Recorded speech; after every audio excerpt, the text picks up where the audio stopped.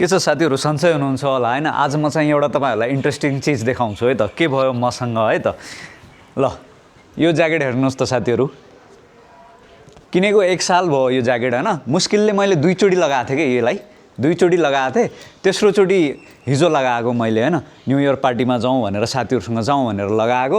यहाँ हेर्नुहोस् त, यो फेरि म लगाएर नि गएँ जाँदाखेरि है, एकदमै राम्रो थियो। फेरि केही पनि थिएन।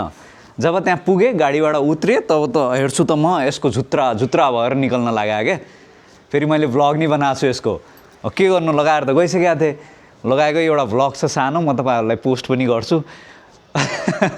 हेर्नु होला है त, त्यो भ्लगमा देखिन्छ यो ज्याकेट कस्तो भएको छ। तपाईँहरूसँग नि भएको छ र यस्तो कहिल्यै यस्तो घटनाहरू भएको छ तपाईँसँग? केही कपडाहरू लगाएर जानुभयो अनि बाटोमा च्यात्तियो होइन?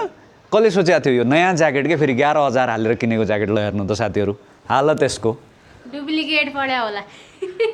कस्तो राम्रो ज्याकेट, मैले त भनेको थिएँ, मैले लगाऊ राखेर अन्त हालत खराब भयो।